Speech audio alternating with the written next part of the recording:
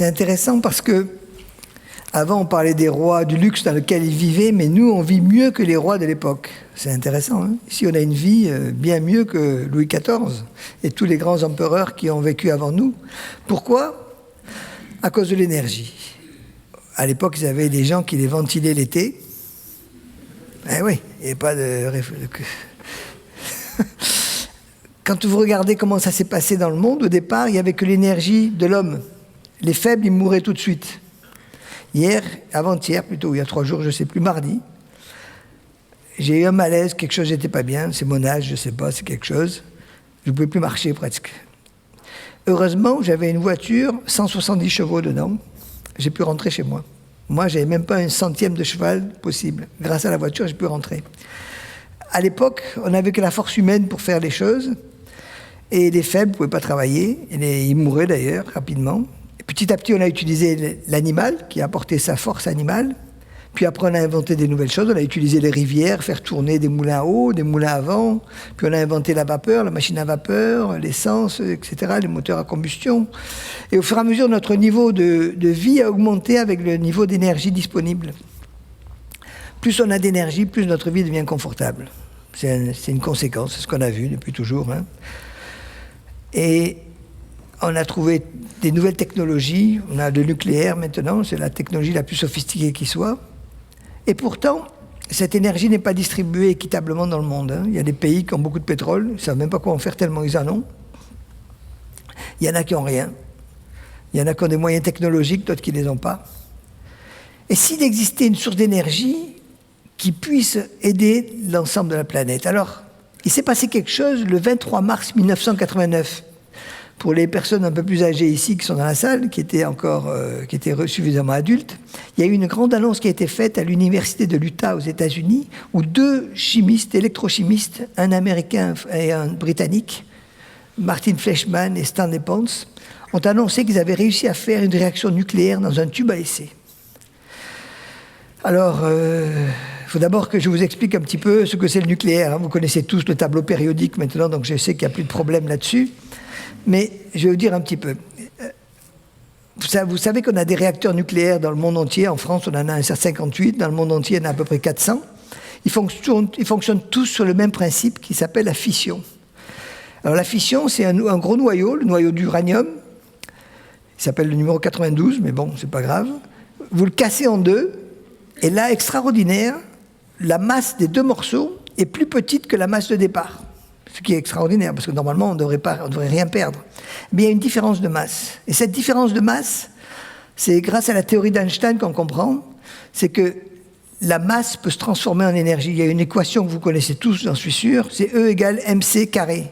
Hein, E, c'est l'énergie, m, c'est la masse, ou la perte de masse, et c, c'est la vitesse de la lumière. La vitesse de la lumière, c'est 300 000 km à la seconde. Donc si vous l'élevez au carré, ça fait beaucoup de zéros. Hein. Donc c'est énorme.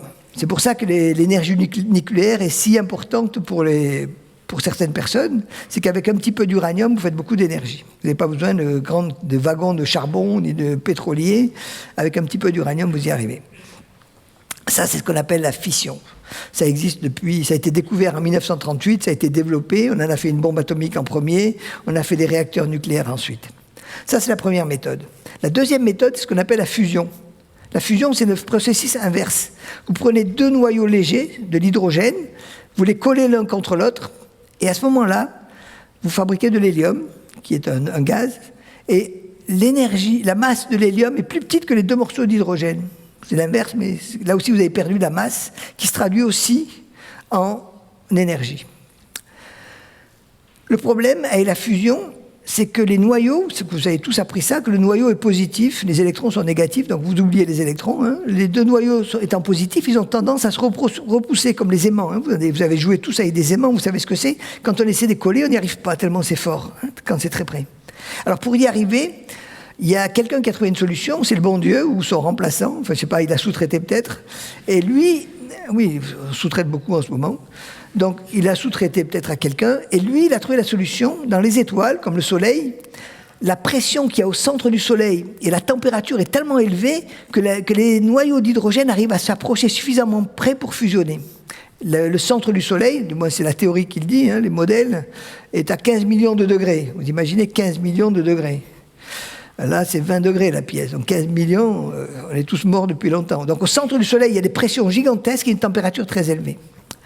Ça, c'est la fusion thermonucléaire qui se passe dans le Soleil. On a réussi à le faire sur Terre, hein, il n'y a pas de problème. Ça a été fait dans début des années 50, ça s'appelle la bombe H, la bombe à hydrogène. Où là, pour arriver à ces températures, on a utilisé une astuce, on a pris une première bombe atomique, hein, c'est le pétard de début, qui comprime l'hydrogène et qui fait exploser l'ensemble. Ça a été magnifique, ça fait des beaux champignons et beaucoup de radioactivité, de choses comme ça, mais ça marche. Seulement, c'est pas du tout contrôlable. Donc, ça fait une explosion et c'est tout. Ce qu'on voudrait, c'est le contrôler. C'est pour ça que près d'ici, à Cadarache, il y a un projet qui s'appelle le projet ITER, qui est en construction, pour essayer de contrôler ce mécanisme. Et comme là, on n'a pas la pression du Soleil, on n'a pas la pression d'une bombe atomique avant, on est obligé de monter à 150 millions de degrés. Et 150 millions de degrés, c'est quand même assez chaud, et donc les parois en acier qu'on peut avoir, il n'y a aucune paroi qui tient le coup à 150 millions de degrés, c'est impossible. Donc on essaie de confiner avec des champs magnétiques, etc., mais c'est très difficile. Ces deux inventeurs, ils ont eu l'idée au lieu d'essayer de confiner dans des énormes machines gigantesques, des cathédrales, c'est pire qu'une cathédrale en fait, ils ont eu l'idée d'introduire d'une manière douce de l'hydrogène à l'intérieur d'un matériau qui aime l'hydrogène. Et le palladium adore l'hydrogène, c'est vraiment un truc, une affinité très grande. Vous savez, il y a des affinités entre les gens, côté chimique un peu des fois avec les gens, du premier coup d'œil, vous tombez amoureux. Là c'est pareil, l'hydrogène rentre dans le palladium tout seul pratiquement. Et quand on la met un peu plus en forçant un petit peu, on arrive à les coincer entre les atomes de palladium et ils commencent à fusionner. Et c'est ce qu'ils ont fait. Mais évidemment, les théoristes, quand ils ont annoncé par une conférence de presse à l'université de l'Utah ce qu'ils avaient obtenu, tous les théoriciens du monde entier ont dit c'est pas possible, il vous faut 150 millions de degrés. Vous n'avez pas 150 millions de degrés, vous êtes à la température ambiante, c'est pas possible. Des expérimentateurs ont fait des expériences qui ont raté, qui ont réussi, qui ont raté, et rapidement le sujet a été balayé de la science officielle, et c'est devenu quasiment interdit d'y travailler, aussi bien en France que dans de nombreux pays. Néanmoins, les gens continuent à travailler, et ça date de 26 ans maintenant. Il y a eu une conférence à Padoue il y a quelques semaines, sur la fusion froide, où il y avait 480 personnes qui étaient là pour cette conférence quand même. C'était la plus grande conférence qu'on ait jamais eue. Et on a commencé à approcher maintenant non seulement à l'explication théorique, explication du phénomène. On a montré que scientifiquement, on avait vraiment réussi à trouver de la chaleur. On a montré qu'on arrivait à trouver de l'hélium, ce qui veut dire qu'on a montré que l'hydrogène pouvait se transformer en hélium. Il y a quelque chose qui produisait de l'hélium qui n'était pas là avant. Et en même temps, on est en train de passer à un stade presque industriel.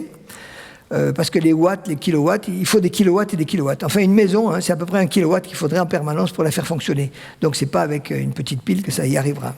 Donc, maintenant, on a commencé à fabriquer des instruments, des appareils qui commencent à fabriquer des kilowatts. On en est encore au stade des prototypes, hein, mais ça avance assez rapidement. La difficulté qu'on a, c'est qu'il y a très peu de gens qui travaillent dessus parce que le sujet est quasiment interdit.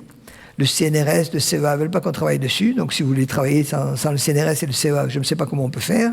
Sauf si vous êtes très riche, vous avez une grand-mère riche, quelqu'un de riche dans votre famille qui vous aide bien. Mais bon, c'est très difficile.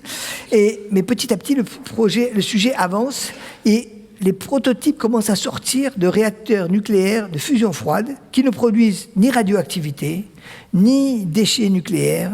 Ils produisent que de l'hélium. L'hélium, vous savez, c'est ce qu'on met dans les ballons qui s'envolent, hein, donc c'est pas méchant. Si vous le avalez un peu, ça fait une voix de canard, c'est à peu près tout ce que ça peut faire. Donc c'est pas du tout dangereux. Et ça en produit très peu, de toute façon, parce que c'est au niveau nucléaire. Donc les énergies sont énormes. Avec un tout petit peu, avec 1 gramme, une expérience récente, avec 1 gramme de nickel, 1 gramme, c'est pas beaucoup, hein.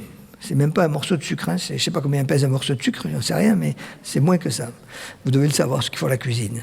Ouais, je ne sais pas trop. Et en tous les cas, avec 1 gramme de nickel, pendant 32 jours, ils ont sorti 3 kilowatts de chaleur. Je veux dire, bon, ça va. On pourra faire marcher la voiture Tesla avec un générateur de fusion froide bientôt. Et 1 gramme, mais c'est rien, quoi. 1 gramme, c'est rien du tout. Donc, on est en train d'arriver à un monde qui va réussir une solution qui va changer complètement la donne dans le monde. Un peu comme il s'est passé avec Internet, que personne n'a vu venir d'ailleurs. Hein, je suis désolé, mais personne n'a vu que l'Internet allait arriver. Même les gens de science-fiction n'ont pas imaginé une chose pareille. Et la fusion froide, c'est un peu ce qui se passe. Ça se passe, mais personne n'est au courant. En fait, si vous allez sur Internet, vous êtes au courant. Mais on n'en parle jamais, et pourtant ça marche. Les industriels sont intéressés, les gens du capital risque sont intéressés.